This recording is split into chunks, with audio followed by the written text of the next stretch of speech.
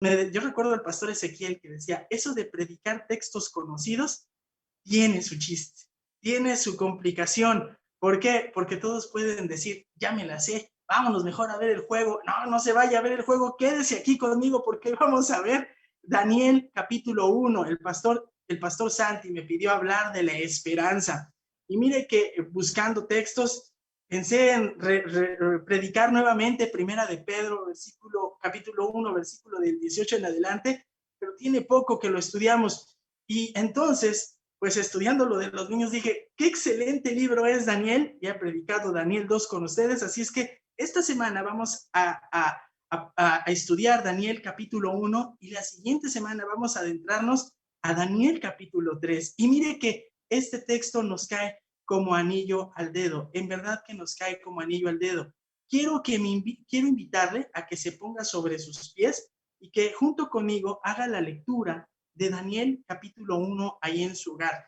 Yo tengo la Biblia de las Américas, entonces al tener la Biblia de las Américas probablemente cambia en pequeñas palabras un poco ahí lo que dice, si es que usted usa la Reina Valera. Así es que le voy a invitar a que me acompañe en la lectura del libro y solamente nosotros vamos a leer de entrada los primeros 7 versículos, posteriormente leeremos lo demás. Dice la palabra de Dios de la siguiente forma: en el año tercero del reinado de Joacim, rey de Judá, vino Nabucodonosor, rey de Babilonia, a Jerusalén y la sitió. Y el Señor entregó en sus manos a Joacim, rey de Judá, y algunos de los utensilios de la casa de Dios. Los llevó a la tierra de Sinar, a la casa de su Dios, colocando los utensilios en la casa del tesoro de su Dios. Entonces el rey mandó a Aspenaz, jefe de sus oficiales, que trajera de los hijos de Israel a algunos de la familia real y de los nobles, jóvenes en quien no hubiera defecto alguno, de buen parecer, inteligentes en toda rama del saber, dotados de entendimiento y habilidad para discernir y que tuvieran la capacidad para servir en el palacio del rey. Y le mandó que les enseñara la escritura y la lengua de los caldeos. El rey les asignó una ración diaria de los manjares del rey y del vino que él bebía, y mandó que los educaran por 3 años, al cabo de los cuales entrarían en el servicio del rey. Entre estos estaban Daniel, Ananías, Misael y Azarías, de los hijos de Judá. Y el jefe de los oficiales les puso nuevos nombres. A Daniel le puso Beltsasar, a Ananías Sadrach, a Misael Mesac y a Azarías Abednego.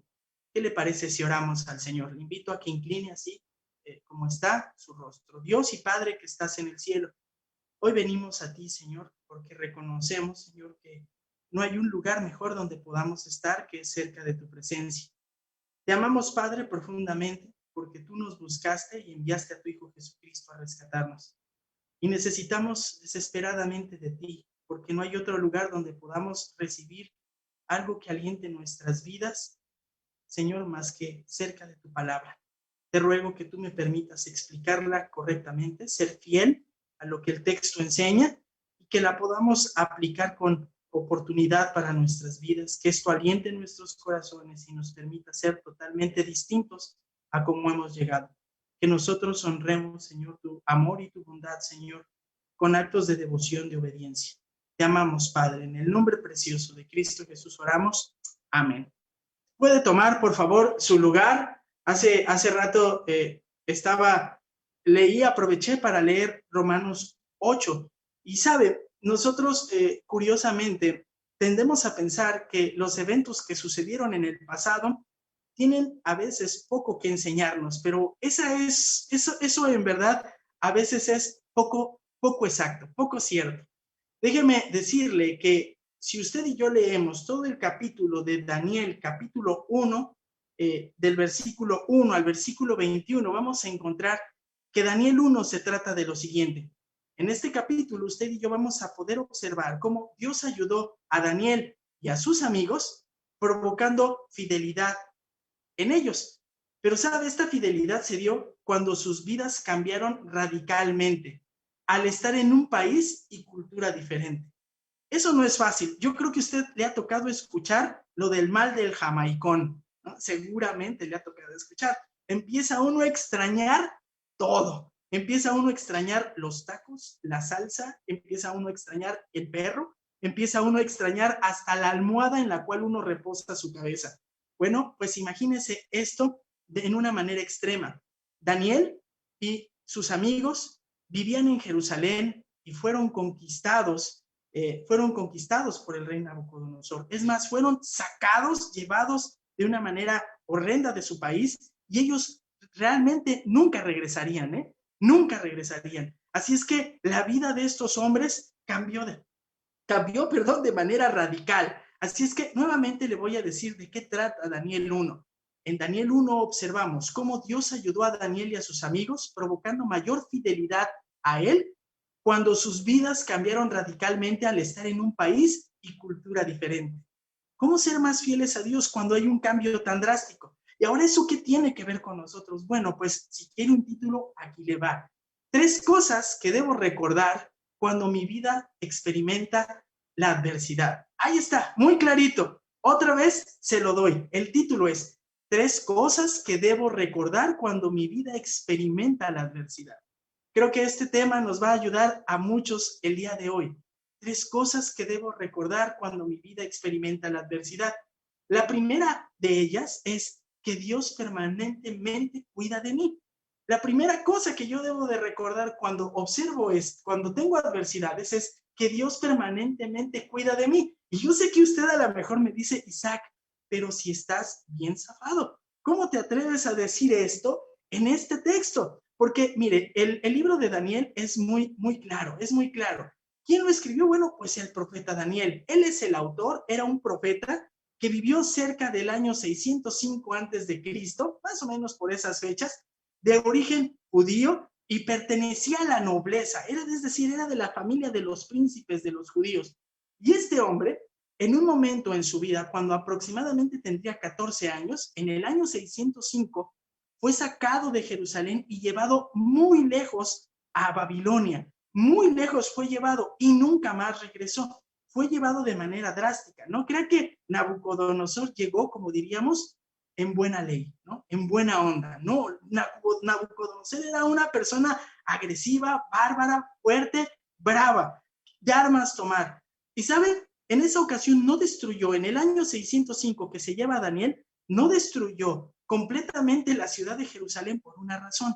Él había ido a pelear con el otro rey poderoso de la tierra, el faraón Necao de Egipto, y ganó una lucha que fue trascendental, la lucha o la batalla de Cárquemes. Y como sale victorioso, dice, ya la hice, ya conquisté el imperio más fuerte. ¿Y qué cree? Que le llega una noticia, tu padre, Nabopolassar, ha muerto. Y entonces él decide regresar, pero como los judíos eran aliados de los egipcios, ¿qué sucede? Pues pasa y les cobra tributo. Y parte de este tributo agarra y se lleva esclavos, año 605. Pero pasó de rapidito, porque tenía que ir a ver lo de su papá. Entonces, eso es lo que sucede. Y todos esos datos usted los encuentra aquí. Observe lo que dice el capítulo número 1, versículo 1. Observe lo que dice. En el año 3 del reinado de Joacim, rey de Judá, vino Nabucodonosor, rey de Babilonia, a Jerusalén y la sitió. Así que usted aquí puede observar que este primer versículo es la introducción perfecta al libro, porque lo centra en un momento. Sabemos cuándo ocurrieron estas fechas, usted en un libro de historia las puede consultar, año 605 antes de Cristo. ¿Qué pasaba en ese año? Bueno, en Judá reinaba un hombre que se llamaba Joacim. Y Joacim, este hombre no se crea que era un buen hombre, ¿eh? No, para nada. Este Joacim era el hijo mayor de un buen rey de los judíos que se llamaba Josías, que intentó purificar a la nación de Israel y apartarla de la idolatría. Pero hubo un detalle. Cuando él muere, Josías muere en batalla. ¿Sabe contra quién luchaba?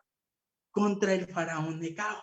Y entonces el faraón Necao, con la intención de vengarse, pone no al hijo mayor como rey, sino a otro.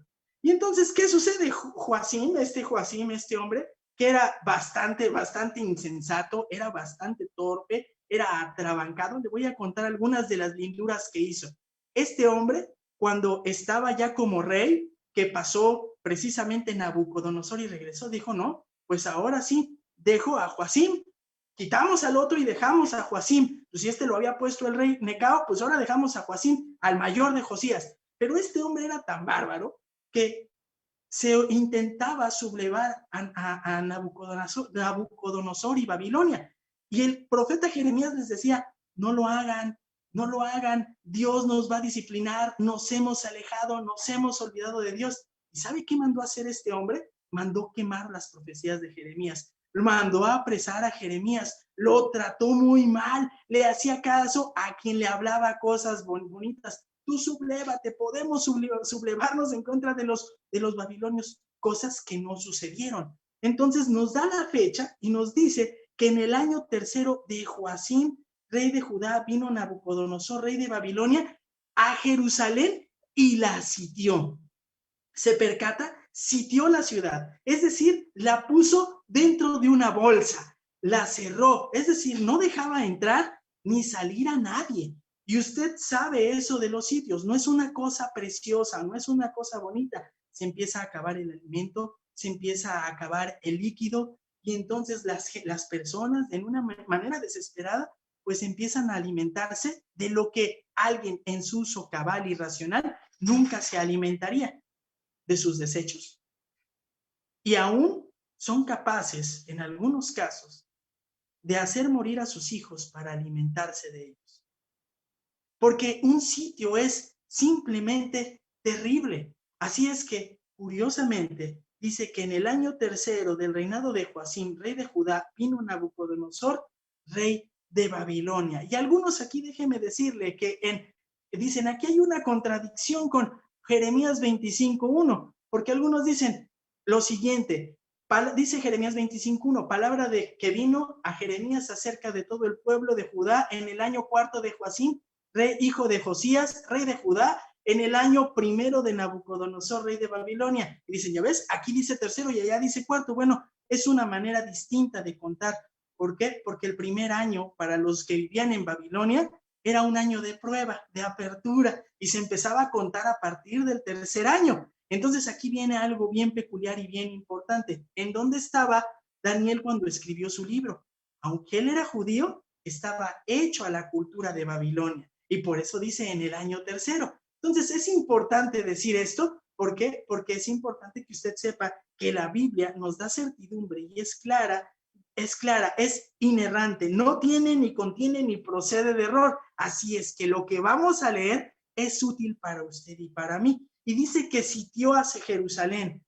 Y observe, dice, y el Señor entregó en sus manos a Joacim, rey de Judá, y algunos de los utensilios de la casa de Dios, y los llevó a la tierra de Sinar, a la casa de su Dios, colocando los utensilios en la casa del tesoro de su Dios. Y cualquiera que leyera esto diría, pues, ¿cómo no? Si los babilonios eran probablemente fue y ha sido y será el imperio más poderoso de la historia. Tenían grandes maquinarias, un gran ejército, sumamente disciplinado. Y usted y yo podemos hacer esto, y pues, ¿cómo no? Si se rindió Necao, conquistó todo el mundo, sí, pero deténgase. Aquí es muy claro lo siguiente. El que hace las cosas no es la habilidad ni la aptitud de ¿quién? De Nabucodonosor. Vea lo que dice el verso 2, porque ahí está la clave. Y el Señor entregó en sus manos. Ponga atención en esto, porque nos está diciendo que el Señor, Adonai, el Dios de Israel, el que reina sobre el mundo y decide qué sucede en el mundo, Él entregó al rey de Judá y a la nación de Judá bajo la autoridad de Nabucodonosor. Es decir, la guerra, es decir, el sitio, las muertes, la extrema pobreza que vivieron, el que se llevaran gente de este país, el que vivieran en angustia. ¿Quién estaba detrás de todo esto? ¿Nabucodonosor o Dios? Era Dios. Dios entregando a su pueblo en manos de un rey gentil con la intención de disciplinar al pueblo que lo había abandonado y hacerle ver que necesitaban desesperadamente regresar a los pies de Dios, porque si seguían por ese rumbo estaban directito a su extinción. Dios es el que controla las cosas. Y dice, y el Señor entregó en sus manos a Judá, a Joacim, rey de Judá. Pero no solamente los entregó militar y políticamente, también entregó algo que era precioso. ¿Sabe por qué decían los falsos maestros del tiempo de Jeremías que Dios no podía hacer un juicio en contra de Israel? Porque ellos decían, no, si Dios es fiel, Él le prometió a Abraham que nunca que nos daría esta tierra. Él no va a permitir que su templo sea destruido. Él no va a permitir porque Él es Dios y no miente. Sí, pero se les olvidó la otra parte, la cara B del cassette, ¿no? Como las publicaciones de la semana pasada. Se les olvidó la cara B de la moneda. Se les olvidó que Dios también es santo y que había hecho un pacto con ellos y les dijo, si me obedeces, te bendeciré, pero si te alejas de mí y me desobedeces, te voy a entregar en manos de extranjeros y te van a llevar lejos. Y entonces Joacim le creía a los falsos y cuando venía Jeremías no le quería creer. Pero observe, porque entonces entregó a un Dios por amor a los judíos para disciplinarlos, entregó su nombre. Vea lo que hicieron. Y entregó algunos de los utensilios de la casa de Dios. Ponga atención porque dice algunos de los utensilios. En el año 605, le dije, Nabucodonosor pasó de rápido, la sitió, la conquistó, pero entregó algunos vasos, algunos recipientes. No se llevaron ni destruyeron todo el templo. Esto sería más adelante, cerca de 20 años después, en el 586. Pero para este momento se llevaron eso. Y eso ya era un shock tremendo para los judíos. ¿Cómo es posible que esto pase? ¿Y sabe por qué era impresionante? Por lo que nos explica el mismo texto. ¿A dónde los llevó? Dice, y algunos de los utensilios de la casa de Dios y los llevó a tierra de Sinar. Es decir, hasta Babilonia los trasladó. A la casa de su ídolo.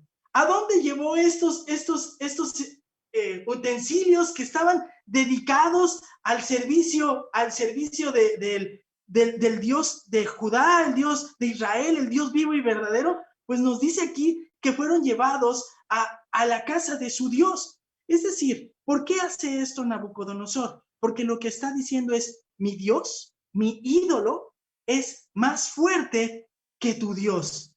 Tú dices, Israel, que tu Dios vivo es vivo y es verdadero, pero el Dios que yo tengo, Bel o Marduk, como se le llamaba en ese momento, me ha entregado en tus manos, me ha dado dominio sobre ti. Nabucodonosor no sabía hasta este momento que el que le había entregado la victoria era el Dios de los judíos. Oiga, nomás, esto es impresionante. ¡Qué afrenta! ¡Qué afrenta para el Dios de los judíos! Pero Dios, al ser verdadero, le había dicho al pueblo judío, si tú me abandonas, yo te voy a entregar y van a pasar sobre mi nombre. ¡Qué impresionante! ¡Qué impresionante! Porque las consecuencias que están viviendo es parte de la desobediencia de generaciones pasadas, de esta misma generación, pero Dios es el que está al control. Nada pasa sin que Dios lo determine. Y vea más adelante. Entonces, el rey mandó a Aspenaz, jefe de sus oficiales. Ahora, hasta aquí céntrese. A lo mejor usted y yo no nos parece esto muy complicado, pero imagínese, usted póngase en la túnica y en las sandalias de los judíos.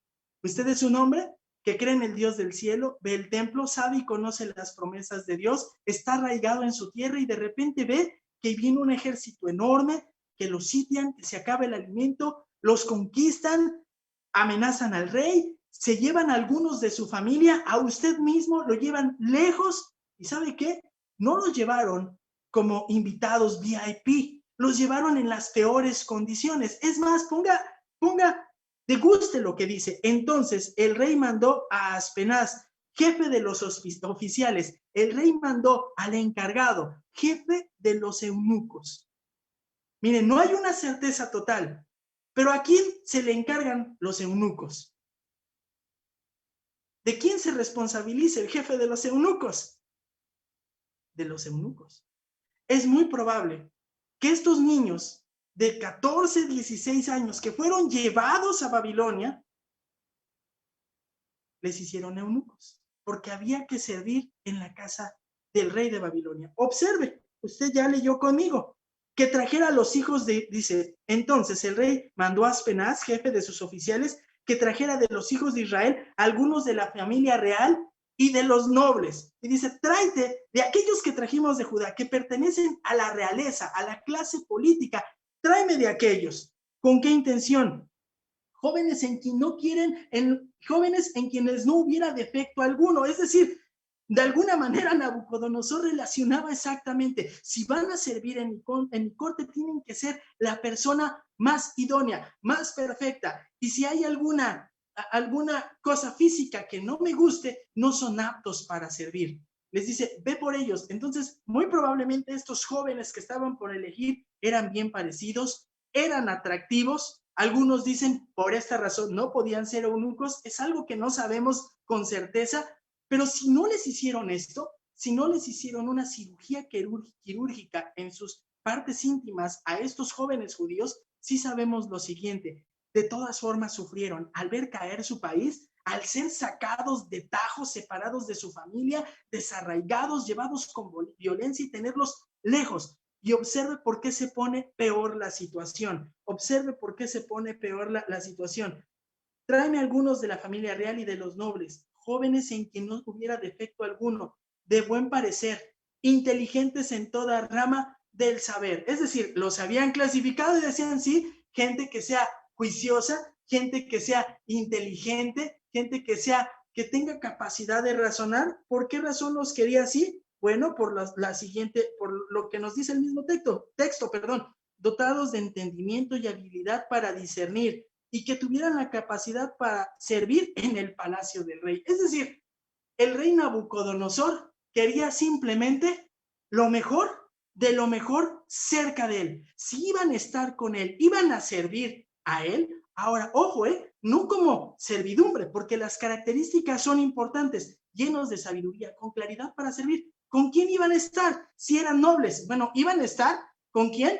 Pues iban a estar a su servicio, con la intención precisamente de poder ser claro, de poder ayudar y tener un consejero real. Es decir, iban a ser no personal del servicio, sino consejeros del rey. ¡Wow! Entonces, ¿qué tiene de malo?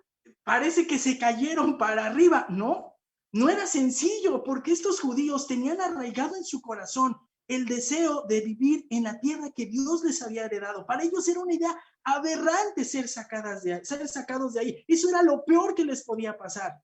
Y les había acontecido. Extrañaban su ciudad, su templo, su religión, extrañaban todo. El convivir con gentiles para un judío simplemente era aberrante, y lo estaban haciendo. Y observe lo que dice: y el rey asignó una ración diaria de los manjares del rey y del vino que bebía, y mandó que los educaran por 3 años, al cabo de los cuales entrarían al servicio del rey. Y si usted lee rápidamente, sin conocer todo el Antiguo Testamento, seguramente dice, pues qué padre, la vida le sonrió. Pues no tenía nada de padre, ni tenía nada de bonito. ¿Por qué razón? Primero, le decía, porque estaban relacionándose con gente que no agradaba y no buscaba a Dios, gente que adoraba ídolos. Entonces, cuando el rey les da alimentos, les da los alimentos y también les da su bebida, lo que muy probablemente hacía el rey es que antes de darles a ellos esto que comer, él ofrecía a los ídolos. Y entonces, al comerlo los judíos, sabían que no podían participar de ellos porque participaban de un acto de adoración a un ídolo, a un dios, y para ellos esto simplemente era lo más malo que les podía pasar. Era lo peor en lo que podían participar. ¿Sí queda claro? Y observe, porque no solamente eso, les mandó a que tomaran clase por 3 años, y a lo mejor usted dice, pues que le den una beca así mi hijo. Pues yo le diría, si le dan una beca así, niéguese, no la acepte. ¿Sabe por qué? Porque lo que tenía en mente Nabucodonosor era lo siguiente: les vas a dar de comer lo que no deben comer, les vas a dar de beber lo que no deben de beber, y les vas a enseñar todo para que olviden de dónde vienen. Lo que conocen ellos de su cultura, de su nación, de su adoración a su Dios, aquí no me interesa. Que lo saquen, quítalo, no lo queremos tener aquí. Se está dando cuenta, les están queriendo cambiar su manera de pensar, se están metiendo en contra de sus personas. Es como decirle, eres judío, eres de lo peor, no te quiero ver, no, porque eres judío. Mejor cambia, totalmente cambia, transfórmate. Eso es lo que estaba haciendo. Y si no le queda claro, lo va a observar con lo siguiente. Entre estos estaban Daniel, Ananías, Misael y Azarías, hijo de los hijos de Judá. Y el jefe de los oficiales les puso nuevos nombres. Daniel le puso Belsasar, Ananías, Sadrach, y a Misael Mesac, y a Azarías Abed-Nego. Es decir, a estos judíos no solamente les querían cambiar todo lo que sabían y la concepción que tenían del mundo. Lo que perseguía Nabucodonosor era desarraigar cualquier registro o rastro de el conocimiento que tenían de su vida. Él se estaba metiendo precisamente en el hecho de querer quitar de tajo, desarraigar su deseo, su anhelo que tuvieran por su cultura y sobre todo por su religión. ¿Sabe por qué? Porque los nombres que reciben ellos son muy peculiares. Ellos, sus nombres nos dicen mucho acerca de sus vidas. Nos dice Daniel, pues en hebreo su nombre es Daniel, y Daniel significa Dios ha juzgado, el Señor o Dios es mi juez. En tanto que le cambian el nombre a Belsasar. ¿Y sabe por qué? Porque en el idioma de Babilonia significa, ya no eres ya no eres Dios es tu juez. Ahora significa que eres príncipe de Bel, el dios de Babilonia. O Bel protege al rey. Imagínense que le digan, qué feo está tu nombre. Bueno, a lo mejor algunos de nosotros que si no nos gusta el nombre, le dirán, no, sí, ¿no? Pero es un agravio que alguien le diga, qué horrendo nombre tienes, oye. Oh, pues, ¿qué pasó? ¿Por qué te metes conmigo? Pero más si tiene un significado profundo. Daniel, Dios es mi juez. Pues ya no te vas a llamar así porque ese nombre es malo. Ahora te vas a llamar Bel protege al rey. O significa príncipe de Bel. Pero no es un hecho exclusivo contra Daniel. Vean lo que hacen con el otro muchacho, Ananías. Ananías, ¿qué significa? A quien Jehová ha favorecido. Mire qué bello nombre. A quien el Señor ha favorecido. Yo sé que a lo mejor algunos dicen, oh, yo no quiero llamar a Ananías. Yo sí conocí a un muchacho que se llamaba Ananías y se cambiaba el nombre. Entonces, no, yo ese no. Bueno, a quien Jehová ha favorecido y le ponen ahora Sadrach. ¿Sabe por qué? Porque Rac en babilónico es el rey, es decir, el sol. Entonces le ponen Sadrach para que diga inspirado o iluminado por el dios sol. ¿Qué diferencia? ¿Por qué? Porque lo que usted está viendo es un empeño de los babilonios por quitar, desarraigar el amor que estas personas podían tener por Dios de ellos. Y eso es agresivo. A Misael, que significa ¿quién es comparable con Dios? Le cambian el nombre y le ponen Sadrach.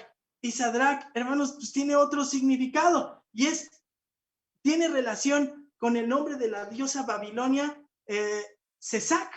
Así es que, pues, ¿quién es comparable a Dios? Ya no es. ¿Quién es comparable a la diosa Sesac? Y por último, Abed-Nego, que así Zacarías, que se llamaba así, a quien ayuda Jehová, ayuda el Señor, ahora le ponen Abed-Nego, es decir, siervo del fuego resplandeciente. Oiga, ¿no le ha pasado alguna ocasión que en su vida probablemente hay alguien que le trata mal por amar al Señor? Ya vienes tú otra vez con esto, y hacen todo el empeño por hacerle daño. Pues esto experimentaron ellos. Este rechazo por amar a su Dios, por buscar a su Dios, lo estaban experimentando en carne propia. Ya habían sido sacados de su país, habían cambiado y estaban participando de cosas que culturalmente a ellos no les era permitido en la ley. Querían que participaran de alimentos. ¿No le ha tocado eso el 2 de noviembre que le hacen presión para que come el pan de muerto ofrecido o lo que está en las ofrendas y uno dice no? Y hermanos, pues uno lo hace con gusto y con valor, pero cuando uno es nuevo es difícil. Para nuestros niños es difícil. Pues para estos muchachos era algo similar. Así es que lo primero que debo de recordar cuando mi vida experimenta grandes dificultades es que Dios permanentemente cuida de mí. ¿Y por qué le digo esto? Porque la clave está en el verso 2. ¿Quién entregó a los judíos en las manos de Nabucodonosor? No fue por obra y acción de Nabucodonosor, fue por la mano del Señor.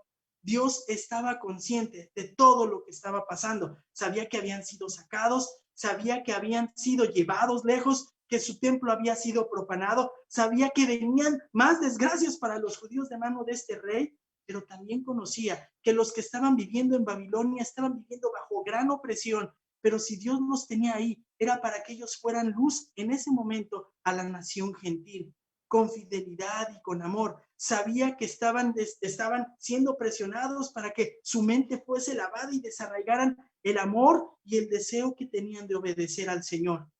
Tal grado llegó la agresividad que les cambiaron el nombre. Dios conocía eso. Dios lo sabe. Y sabe, esto es muy importante, porque cuando tenemos en cuenta que Dios permanentemente cuida de nuestras vidas, aunque esté muy dura la tormenta, nosotros podemos detenernos y no estamos ofuscados, podemos detenernos y decir, sé que Dios cuida de mi vida. Por muy difícil que sea la circunstancia, Él está teniendo cuidado de mí. Y sabe, por eso hace un rato leímos Romanos 8 y me gusta mucho Romanos 8, porque en Romanos capítulo 8, hace rato leíamos lo siguiente, y sabemos que para los que aman a Dios todas las cosas cooperan para bien. Esto es para los que son llamados conforme a su propósito, porque a los que de antemano conoció también predestinó a ser hechos conforme a la imagen de su Hijo, para que Él sea el primogénito entre muchos hermanos. Y a los que predestinó, a este también llamó, y a los que llamó, a estos también justificó, y a los que justificó, a estos también glorificó. Dios tenía un plan con los judíos, llevarlos lejos para restaurar su fidelidad y regresarlos 70 años después.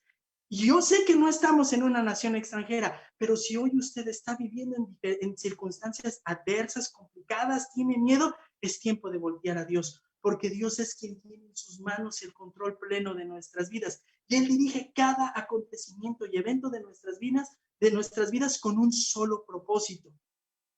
Primero, llevarnos a los pies de su Hijo Jesús, reconciliarnos con Él. Y si lo ha hecho, Él tiene un propósito todavía más, que continúa al que ya mencioné, es que esta vida sea utilizada para ser transformado conforme a la imagen de su Hijo Jesucristo. Qué hermoso es ver personas que conforme van avanzando en su vida, se parecen cada día más y más y más a Cristo.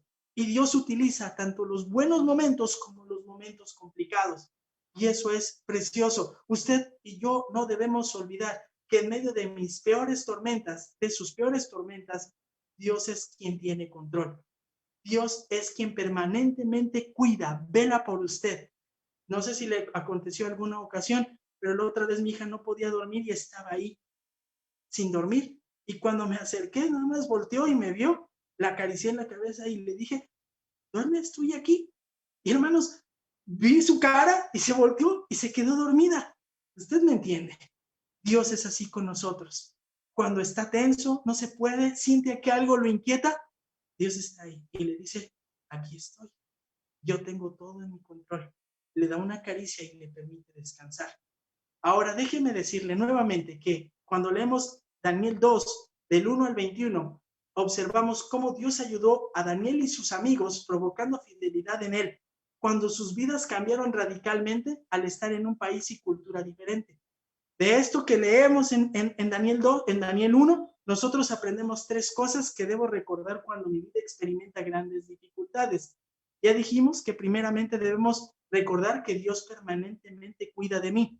Lo segundo que tengo que hacer es recordar que Dios permanentemente concede oportunidades para serle fiel. Mire, si usted seguramente piensa, donde se pone a prueba su vida es cuando usted encuentra una bifurcación. Decide, o voy a hacer esto o voy a hacer aquello. Y eso regularmente viene no en momentos de paz y calma, viene en momentos complicados. Acompáñeme, porque estos hombres que han vivido todo lo que yo intenté describir y recrear en su mente, les toca tomar una decisión. Entonces Dios permanentemente concede oportunidades para serle fiel. Vea lo que dice el capítulo 1, verso 8.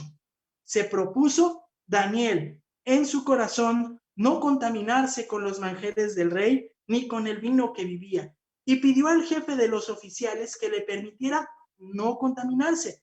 Dios concedió a Daniel hallar favor y gracia ante el jefe de los oficiales, y el jefe de los oficiales dijo: temo a mi señor el rey, porque él ha designado vuestra comida y vuestra bebida, porque ha de ver vuestros rostros más macilentos que los de los demás jóvenes de vuestra edad, así pondráis en peligro mi cabeza ante el rey. La situación, como ya observa en este último verso, no era cualquier cosa.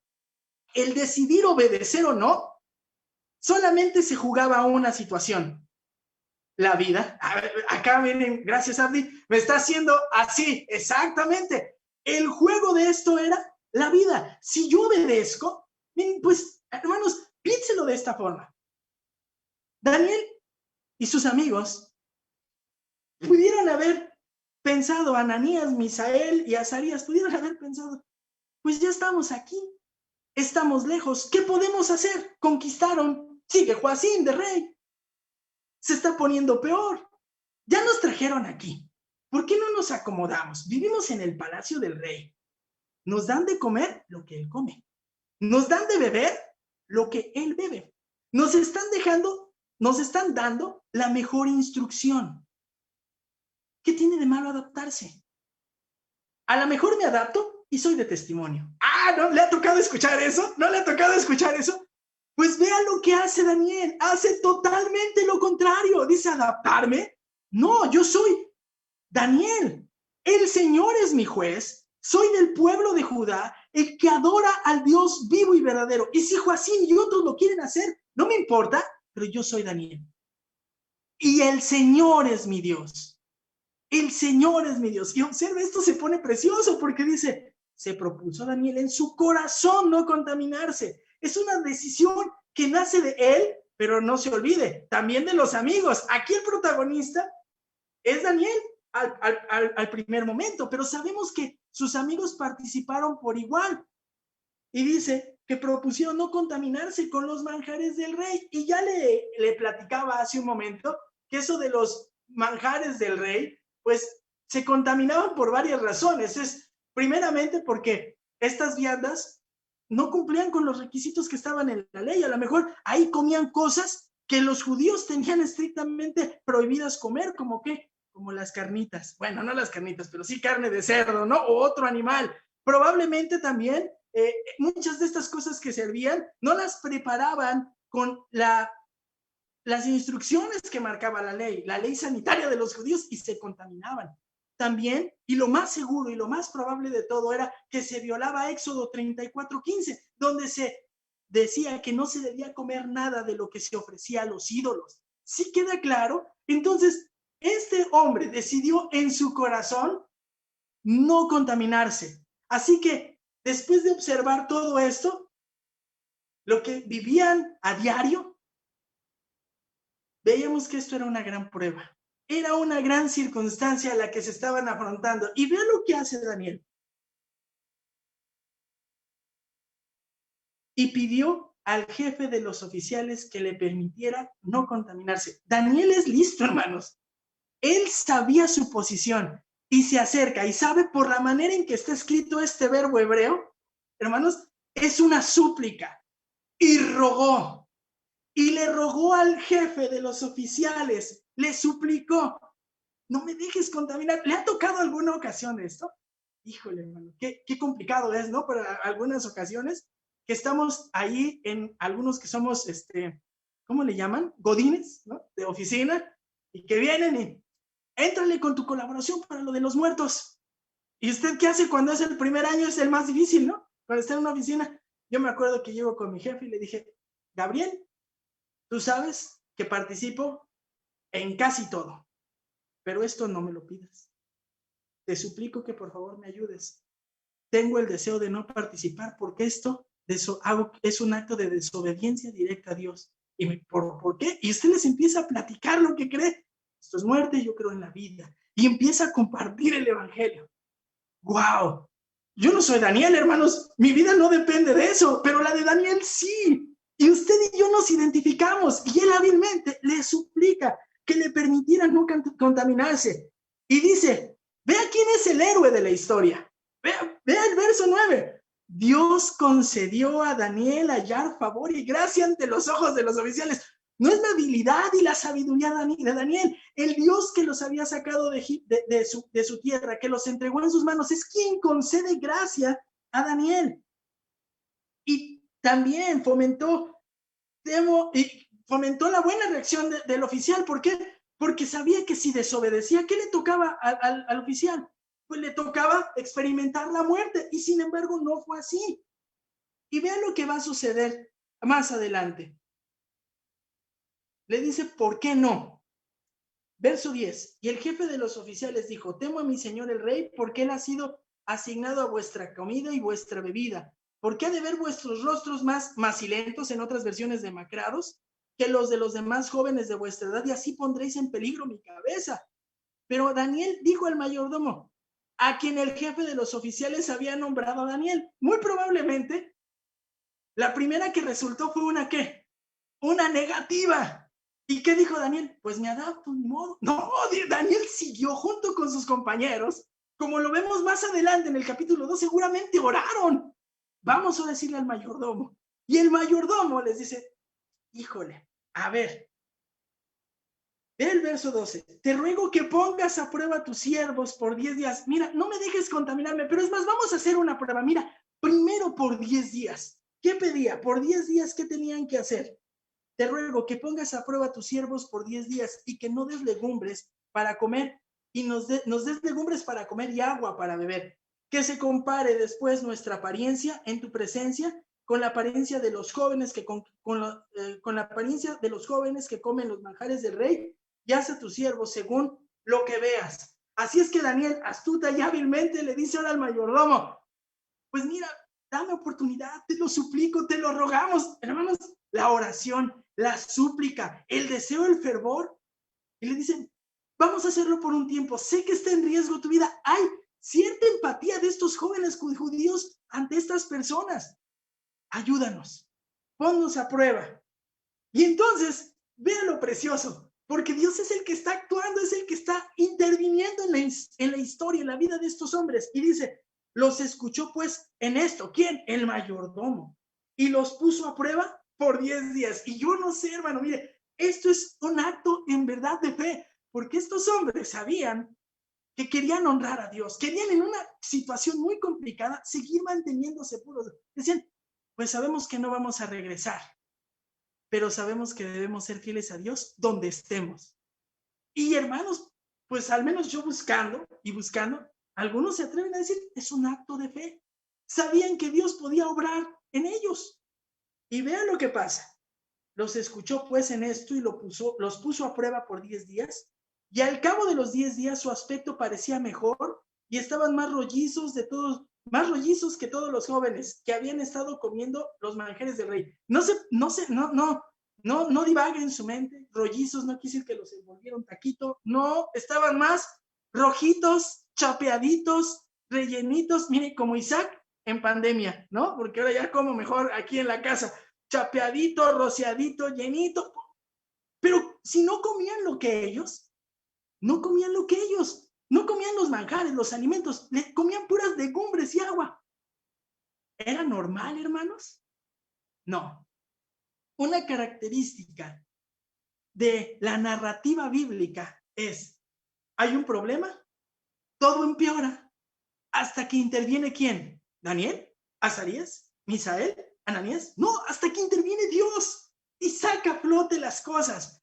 Dios entregando, Dios dando gracia, Dios usando lo que tenían a la mano para poder dar testimonio. Y esto tenía un propósito. Vaya conmigo. Verso 16. Así que el mayordomo siguió suprimiendo los manjares y el vino que debían beber y les daba legumbres. ¡Wow! ¡Qué impresionante! ¡Qué sorprendente! Los pone a prueba, los observa, ve que van mejor. ¿Y qué termina diciendo? Pues le seguimos dando legumbres porque están mejor, están físicamente, están mejor. Cuando usted y yo vivimos y atravesamos por adversidades, por grandes dificultades, usted siempre tiene que recordar que Dios permanentemente cuida de su vida y de la mía. Eso tenemos que recordarlo. Pero lo siguiente que debe recordar es, Dios permanentemente concede oportunidades para ser fiel. Me gusta mucho pensar en esto porque se pudieron adaptar y no lo hicieron. Decidieron buscar ser fieles en medio de una sociedad que no los quería. Y cuando yo digo eso, yo sé que usted se está identificando. ¿Qué es más fácil, adaptarnos o vivir fielmente a Dios? Y mira, hermano, no quiero minimizar el dolor. Sé que hay dolor, hay momentos difíciles, vemos cosas que nos hieren y yo no le pido que sea de hierro o que sea hielo para no sentir. Pero en medio de todo nuestro sufrimiento, temor o alegría, irnos al otro lado, podemos recordar precisamente que siempre tenemos una oportunidad para ser fiel a Dios. No hay una sola cosa que llegue a nuestra existencia que usted y yo no podamos combatir y afrontar con obediencia.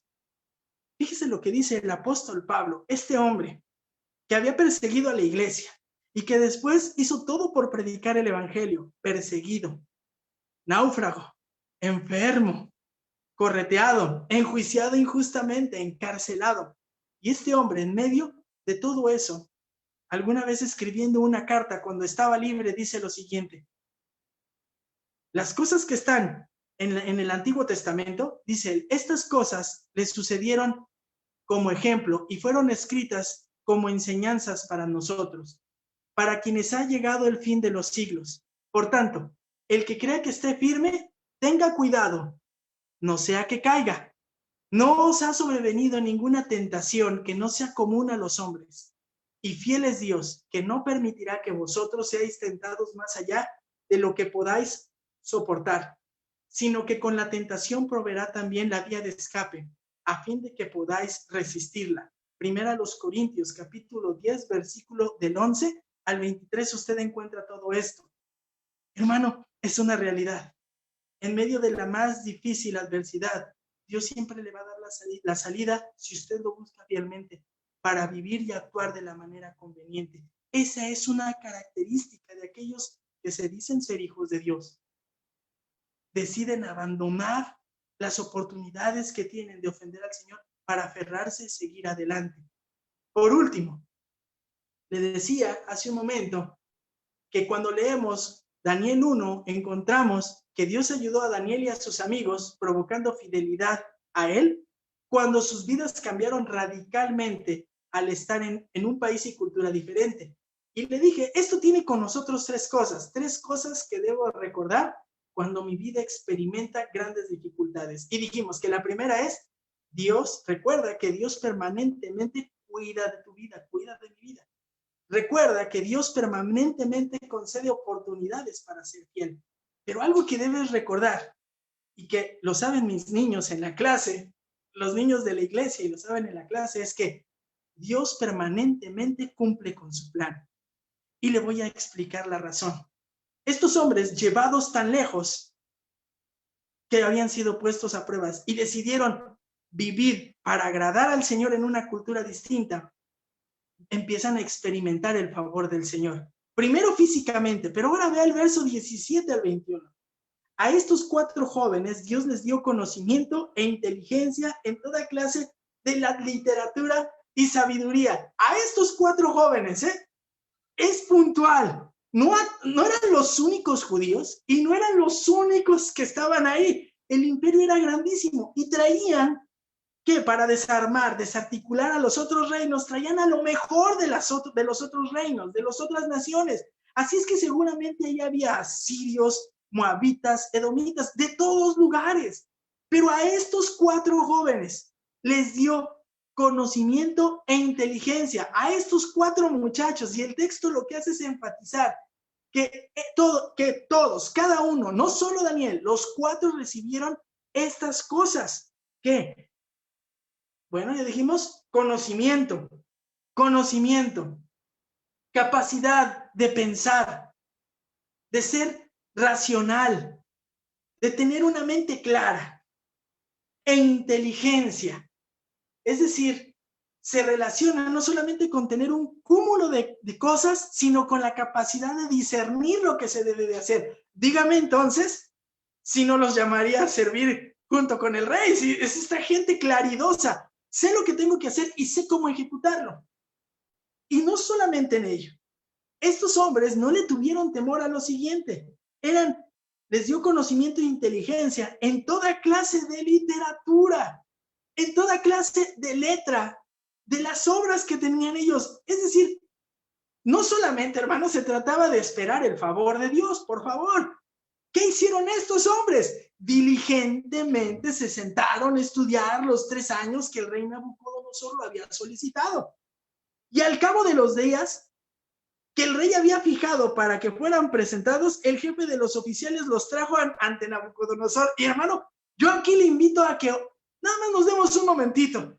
Imagínense, él decía, es que si los ve macilentos, bueno, los ve así, como yo después de las desveladas, todo así como usted, me va a costar el cuello. Yo creo que, no sé si este jefe de los eunucos pudo dormir en paz un día antes, ¿no? Pero si no, los tuvo que presentar. Y decía mi abuelita, ¿no? No hay plazo que no llegue, ni hora que no, ni fecha que no se cumpla, ¿no? Entonces, llegó la fecha, llegó el plazo, y al cabo de los días que el rey había fijado para que fueran presentados ante el jefe, los llevó. Y el rey habló con ellos. Ahora, era el rey, era exigente, no era cualquier hombre.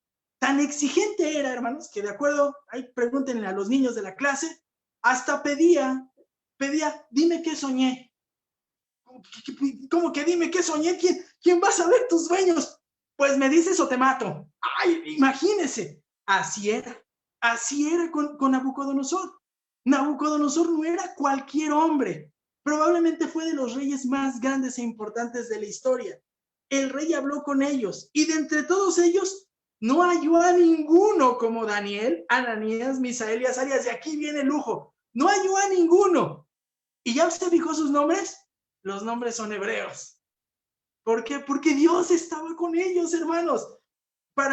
Además, hay una cuestión importante. Esta sección está dirigida a los judíos para que aprendieran que en medio de lo que todo estaban sucediendo había esperanza. Dios seguía ejecutando su plan hacia el pueblo judío. Dios había prometido, yo te voy a dar un rey, David, un rey que gobernará eternamente. Abraham, en ti serán benditas todas las naciones, de ti vendrá uno de la tribu de Judá. Todos esos planes seguían en curso, seguía en plan el curso de la corrección. Jeremías dijo, 70 años, no más, están en curso. Por eso es de que está escrito en hebreo esta sección y dice, sí, y yo le concedí esto a Daniel, Ananías, Misael y Azarías. Entraron pues al servicio del rey. ¡Qué sorprendente! ¿Quién los puso ahí? ¿La capacidad de Daniel? No. ¿La capacidad de Ananías, Azarías? No. ¿De Misael? No. Los puso ahí el Señor. Él puso en su corazón que ellos fueran fieles. Él concedió gracia. Él guardó cada uno de sus días. Él obró en el jefe de los oficiales. Él obró en sus cuerpos. Él les dio entendimiento. ¿Quién es el héroe de la historia? No es Daniel. Es el Dios de Daniel. ¿Quién es el héroe de nuestras vidas? No es por su habilidad, no es por mi habilidad. El héroe de mi vida es Dios, quien está actuando vigilantemente cada momento de mi existencia. No sucede, no pasa nada sin que lo sepa. Dios está al tanto de mi vida y cada oportunidad que vivo es una oportunidad para mostrarle amor y fidelidad. Y por último, yo le decía hace un momento que también debo de tener en mente que Dios permanentemente cumple su plan y debo de considerar lo siguiente, que así como Daniel, en este caso, y estos jóvenes habían sido llevados, ¿para qué? Para empezar a servir en la corte del rey, porque dice, y en todo asunto de sabiduría, conocimiento que el rey los consultó, los encontró 10 veces superiores a todos los magos encantadores que había en todo el reino. Daniel estuvo allí hasta el año 1 del rey Ciro. Fue tal el actuar de Dios que Daniel se mantuvo sirviendo en el imperio cerca de 70 años, fielmente, constantemente. ¡Qué bárbaro! ¡Qué obra del Dios de Daniel! ¿Quién le sostuvo? Y tan es evidente que usted va a observar que poquito tiempo después están sirviéndole al rey. Tuve un sueño, dime su interpretación. Y entonces llega Daniel y le dice, yo ni te la voy a revelar, te la manda el Dios del cielo. ¡Wow! Es impresionante, es sorprendente. Debo de tener en mente que Dios tiene un plan, pero a lo mejor usted me dice, ¿y cuál es el plan? Y sabe, esto me gusta mucho porque el pastor Santiago nos dice, el plan de Dios no es tan místico como usted y yo creemos. El plan de Dios para nuestras vidas es sencillo. El problema que tenemos es que no conocemos muchas veces la escritura. Primero le voy a decir el plan de Dios para los judíos con Daniel. ¿Quiere ver cuál es el plan de Dios con los judíos? Bueno, está ahí adelantito, 2:44. Vaya conmigo a Daniel 2:44, cuando Nabucodonosor tiene el sueño y Daniel interpreta, Dios le da la capacidad a Daniel de interpretar el sueño de Nabucodonosor. Le dice lo siguiente: en los días de los reyes de la tierra, el Dios del cielo levantará un reino que jamás será destruido, y este reino será entregado a otro pueblo. Desmenuzará y pondrá fin a todos aquellos reinos y permanecerá para siempre. ¿Cuál es el reino al que hace mención Daniel? El reino de Cristo. Dios iba a iniciar el reino de su Hijo Jesús, y lo va a hacer y lo va a cumplir, y va a venir a suplantar, a destruir todos los antiguos reinos para establecer el reino de su Hijo. Y no solamente el espiritual, Cristo ha de regresar a reinar a esta tierra. Todo lo que usted y a mí me pasa está encaminado a que eso se cumpla. Ay, pastor, pero es que eso es algo un tanto impersonal. Bueno, yo déjeme decirle cuál es el fin de la película. Perdóneme, se lo voy a quemar. Pero el fin de la película está en un texto que los niños de la iglesia se van a aprender de aquí al mes de mayo. Fíjese lo que dice Filipenses 2, del 5 al 11.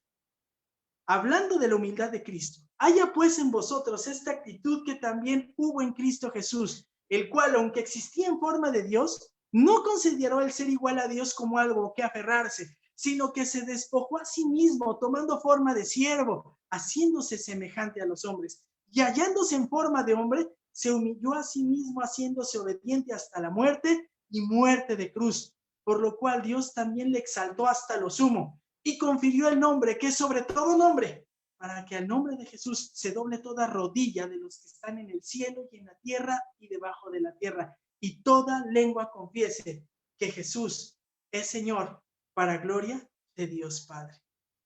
Ese es el fin de la película. Daniel tenía que recordar que Dios está cumpliendo su plan. Dios va a cumplir la promesa de Abraham de ser bendición a todas las naciones. Le estaba cumpliendo la promesa a David: va a venir un rey. Tenemos que salir del cautiverio, como dijo el profeta Jeremías, y tenemos que regresar, porque ha de venir el Mesías y un día establecerá su reino. Y nosotros ahora decimos, sí, y conocemos al Mesías, y el Mesías ya nos rescató, y el Mesías va a regresar por nosotros, porque debemos ver su reino establecido en esta tierra. Y saben, en ocasiones atravesar todo en este mundo no es tan sencillo. De hecho, es muy complicado. Pero si usted tiene en mente que Dios en todo momento está al pendiente de su vida, si usted está consciente de que Él no duerme, Él vigila, y que cada momento es una oportunidad para serle fiel, y que Él también nos está dando la oportunidad de recordar que tiene un plan eterno, entonces lo que venga por delante lo podemos tomar como una buena oportunidad para que se cumpla en nosotros lo que dice la carta de Santiago, que se ha formado en mí la imagen de Cristo Jesús, la imagen del varón perfecto. Así que cuando usted atraviese por medio de dificultades, las más grandes, usted debe recordar, usted y yo debemos recordar nuestra más grande esperanza. Dios controla todo, permanentemente cuida de mí, permanentemente concede oportunidades para serle fiel y permanentemente cumple con su plan. Vamos a orar. Señor, te damos gracias en esta tarde por tu bondad y tu amor, tu gran misericordia en nuestras vidas. ¿Cómo no sorprendernos? No por lo que haces en la vida y el testimonio de Daniel, de los jóvenes judíos, sino porque el Dios de Daniel, de Ananías, de Misael, de Azarías, es el mismo Dios nuestro, que mandó a su Hijo Jesucristo para rescatarnos, para perdonarnos. Señor, hoy sabes cuán apesadumbrados estamos algunos de nosotros en medio de tanta inestabilidad en el mundo que vivimos, pero todo se vuelve firme cuando sabemos que tú estás aquí, vigilando nuestras vidas, guiando nuestra existencia y ayudándonos a salir adelante. Te amamos, Señor, y anhelamos y deseamos que tu Hijo regrese a este mundo, porque queremos que todos vean que lo que creemos y estudiamos es una realidad. Transforma nuestras vidas, aliéntalas, Señor, y hazlas obedientes.